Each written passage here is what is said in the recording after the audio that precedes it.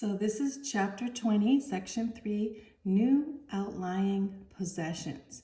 So we're going to be talking about Alaska, America Samoa, and Hawaii. Here's a picture, old picture of Alaska there. And basically here we see the Denali Mountains in Alaska, and Hawaii, the islands of Hawaii.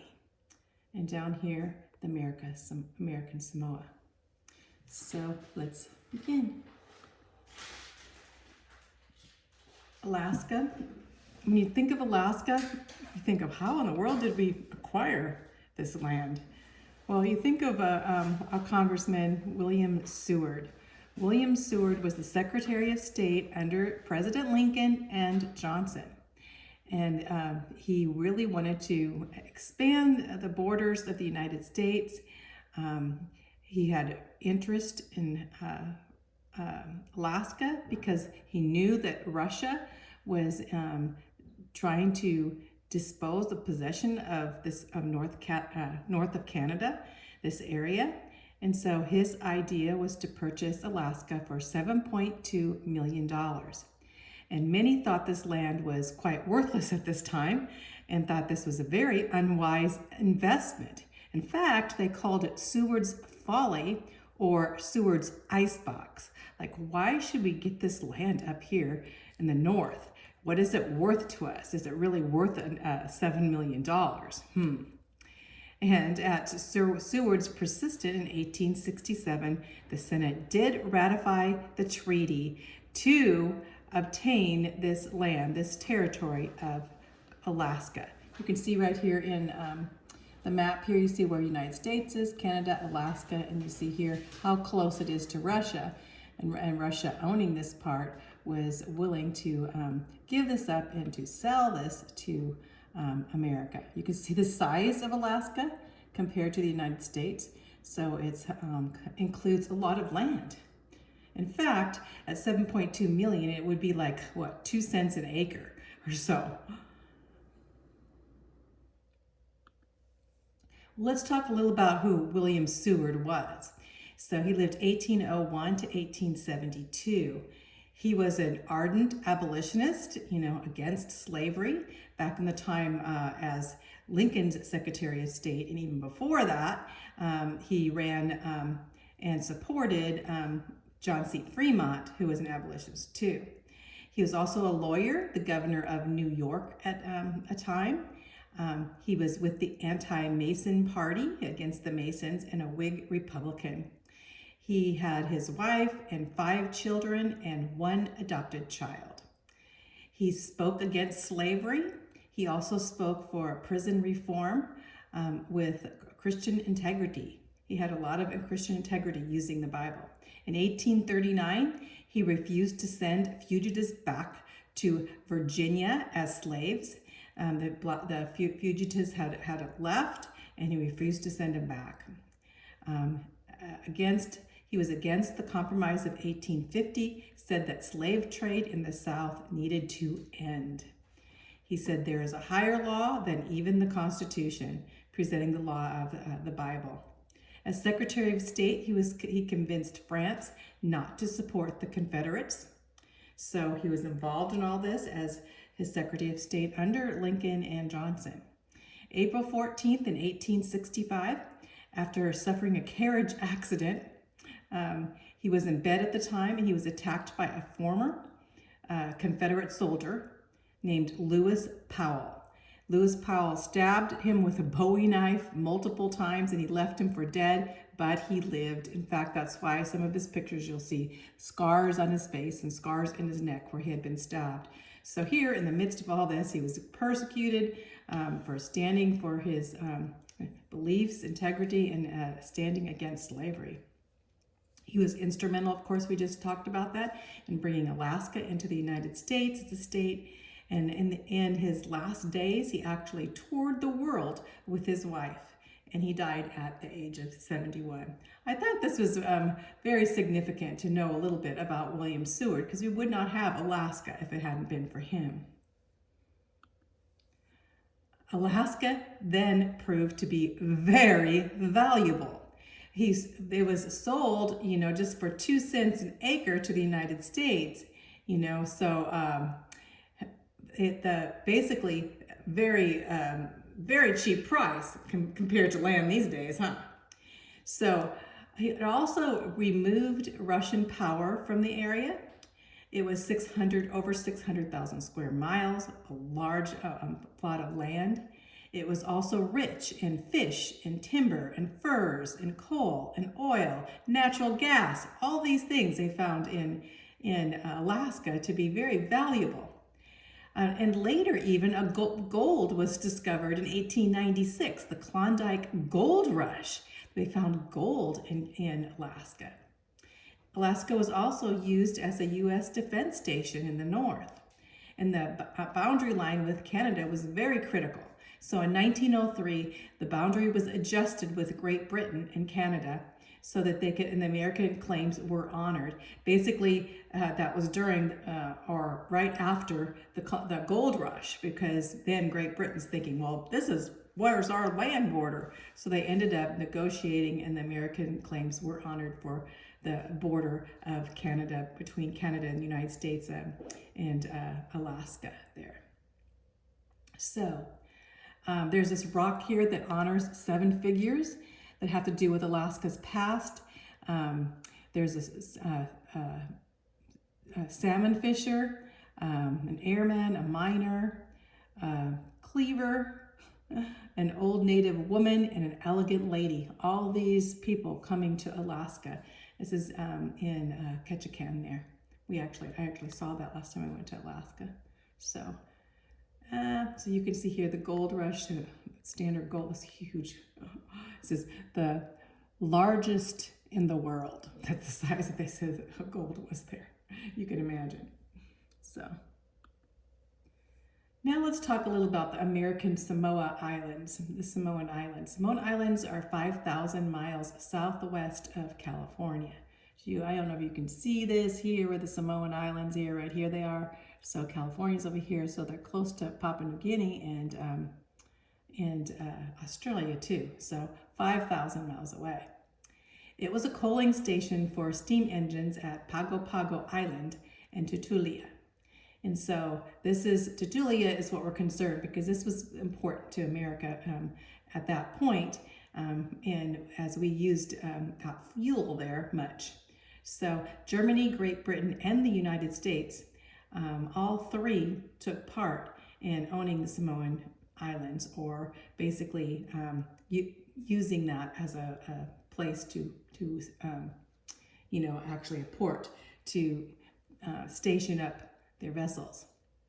So anyway, Germany tried to seize it with all their warships, and they were preparing for battle.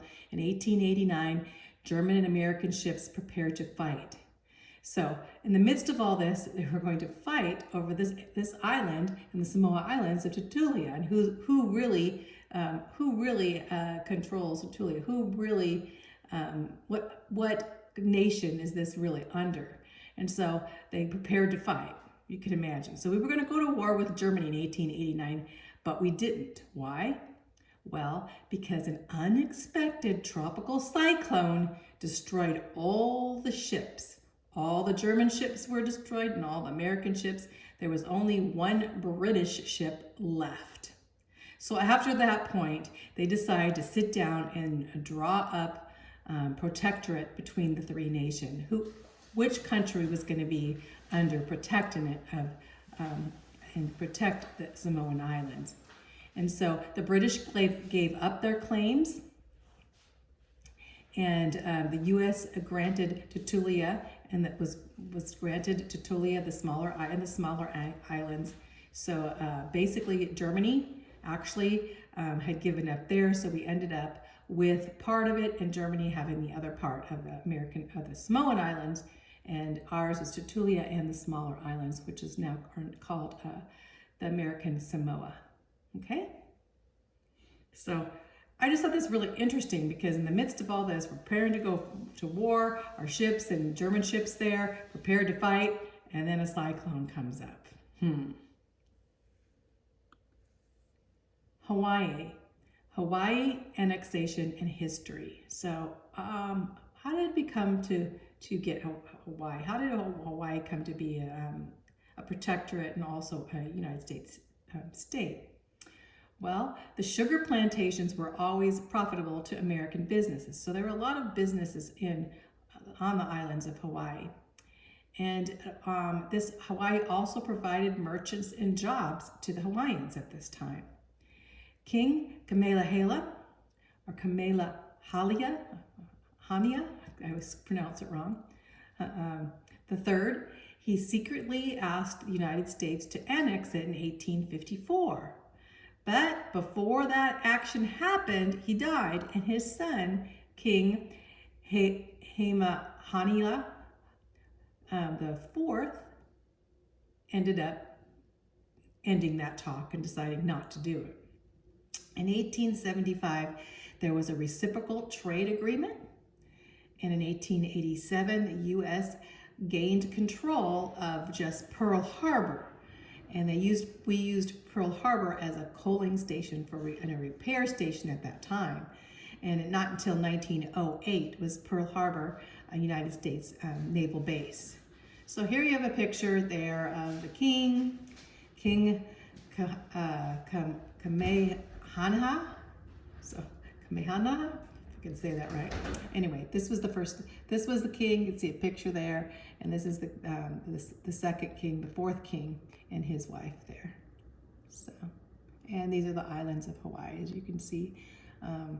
All Oahu being where Honolulu is, and on to Kauai, Molokai, Lanai, Maui, and the big island of Hawaii. President Cleveland and the Queen. Queen Liliuokalani. Okay, there we got it. I have a hard time with some of these Hawaiian names. Queen Liliuokalani.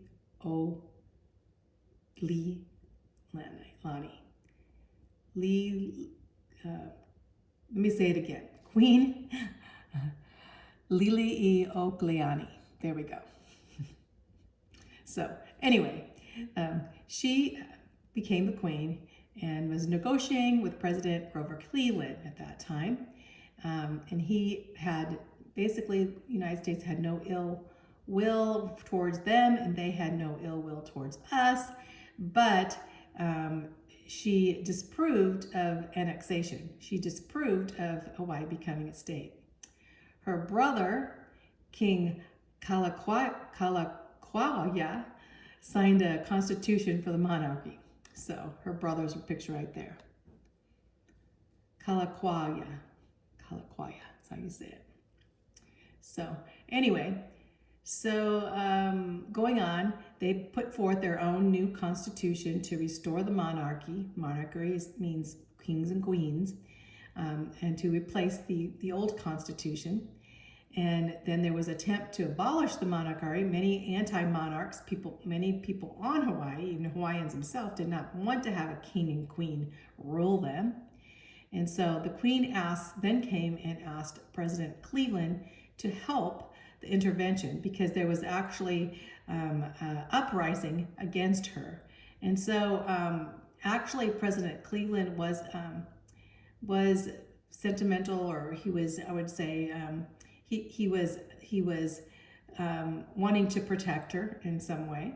And so the Cleveland's second term, he sent a commission to Hawaii, and they decided to ask for a treaty for annexation to ready to be signed.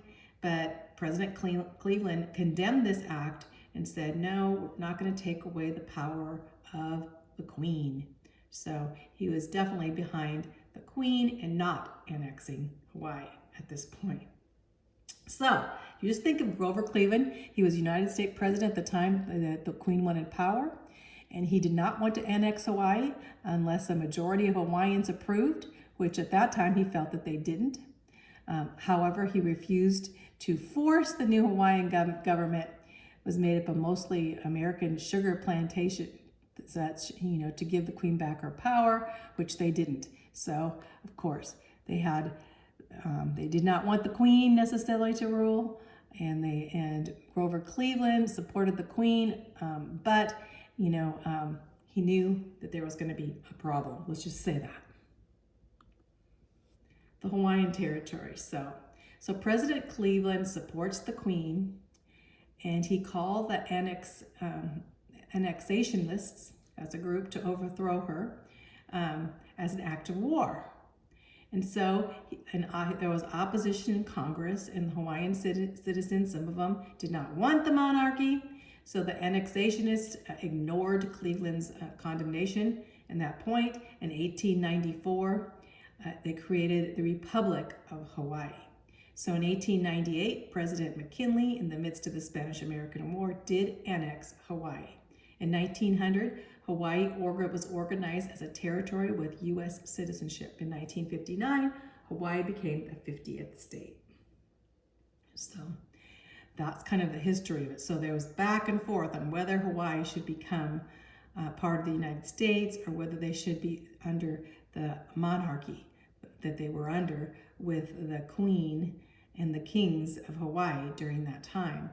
And there was problems on both sides. I can't really say which side was right at this time, but it was pretty important to most people on Hawaii that the United States become their protectorate, and then gradually they became a state, as most Hawaiians wanted at that time too, in 1959, to become a state of the United States of America.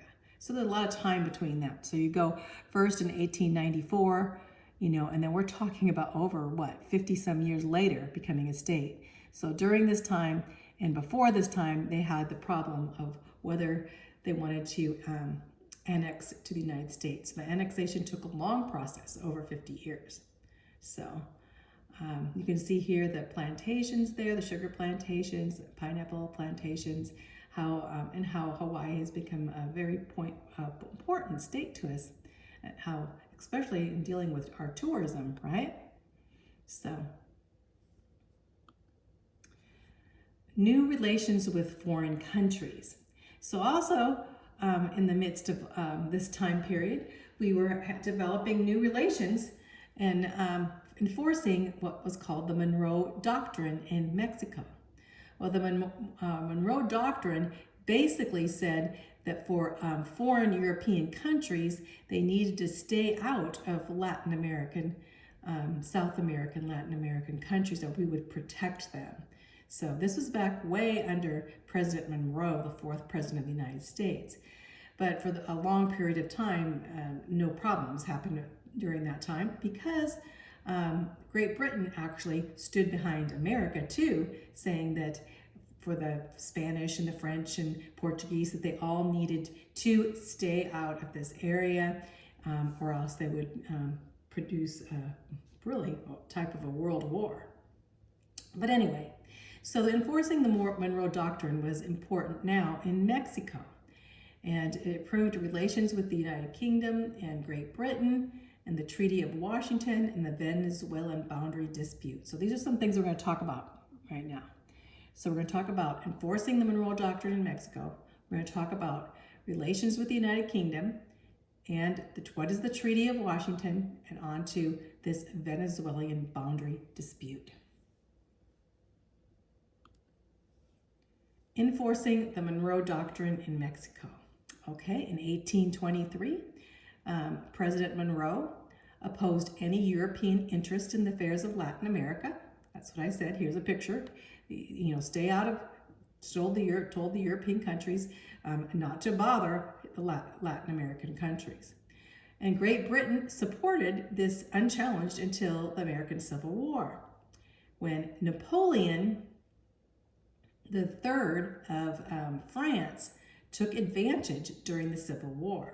He sent Archduke Maximilian of Austria, he lived 1832 to 1867, with an army of French troops to establish part of his empire in Mexico. Think of Maximilian, Mexico, right? And so the United States protested, But the United States at that time was so involved in the Civil War, they kind of let it go. So after the war, the United States sent troops to the Mexican border to see what was going on with Napoleon III, bringing in this ruler to Mexico. So that during that time, again, Secretary of State was William Seward, remember the Alaska guy. Anyway, he demanded France to withdraw from Mexico. Napoleon III had further problems going on in Europe, so he thought, well, indeed, I'll just withdraw. So Napoleon withdrew France from Mexico. What happens next? The Archduke Maximilian, remember Maximilian in Mexico? He came for France, but now he thought he still had control of Mexico and the Mexican people, and he was the leader of them. And so he decided that he was going to continue his rule as a dictator in Mexico. And later on, he was deposed of and executed soon after that.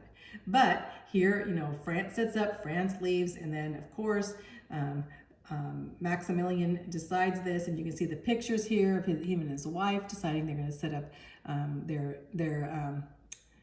their country, calling it their country, Mexico. And you can see this was when they arrested him, and they ended up executing Maximilian in Mexico.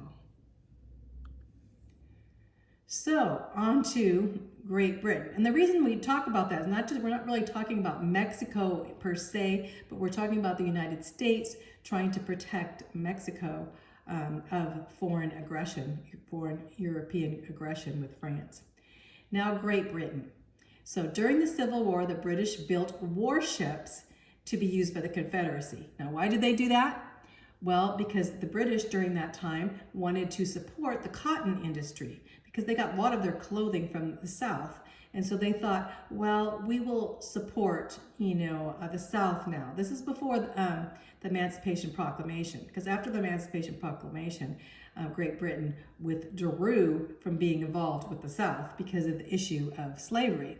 But before this time, they actually supplied warships secretly to the Confederacy in the Civil War. And Alabama was one of these warships. So the United States wanted Great Britain after the Civil War to pay for the damage of Alabama and the U.S. claims to warships. So basically saying, okay, damage was done by Great Britain. Great Britain came in, was supplying these secretly to the Confederacy, and we want you to pay for what problems you gave us. And so the Treaty of Washington happened in 1871, and this was signed, and the British said that they were sorry, that they regretted that they had escaped these warships into Confederate hands, they said. So they regretted it, and they agreed to arbitration. They said, we will settle this, but we want another party. What is arbitration? When you have another party coming to hear both sides. So especially if the two sides are not going to agree.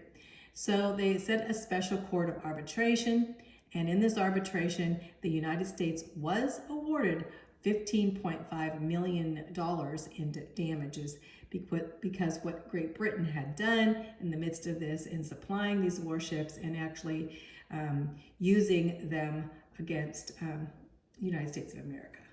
So that's what the Treaty of Washington was about. So first we have France getting involved, now we have Great Britain. We're going to further talk about Great Britain when we have the Venezuelan boundary dispute. Venezuelan is in South America. You see right here, here's South America. Here's Venezuela up here, way up north. This is the area that was in dispute. So Venezuela was an independent country at that time, and it was disputing over their neighbor, which was British Guiana. So next was the British Guiana, next to here. So we have Venezuela and onto British Guiana, which was controlled at that time. Well, not controlled. Well, was a protectorate of Great Britain. Okay, and so the United States came in and enforced the Monroe Doctrine at this time, because as Great Britain was coming in and taking over land from an independent South American country. And that was against the Monroe Doctrine, to basically leave these countries alone. And so it was being United States stepped in to protect. So the reason this all happened, why would this happen? It was because gold was discovered. Gold was discovered in this area, and so of course the British wanted the claim to it, and Venezuela, and so they were disputing against over the boundary on how far the boundary and what the boundary pertained in the claims of gold. So the United States became an arbitrator then, and in 1895, President Grover Cleveland again he was convinced of Venezuela. He was protecting Venezuela's course. Secretary of State at that time was Richard Olney, and he insisted that the British submit to the violation of the Monroe Doctrine. Well, what did the British do? They totally ignored him for like 4 months.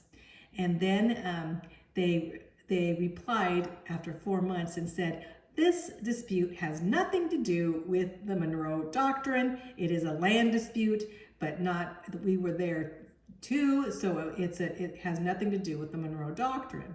And that the Monroe Doctrine did not hold international law in this case.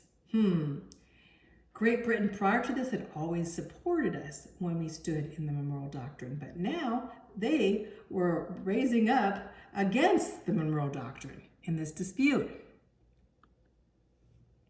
So the United States, in their arbitration at this border, the United States decided to settle the boundary dispute, and both agreed finally of their legal boundaries.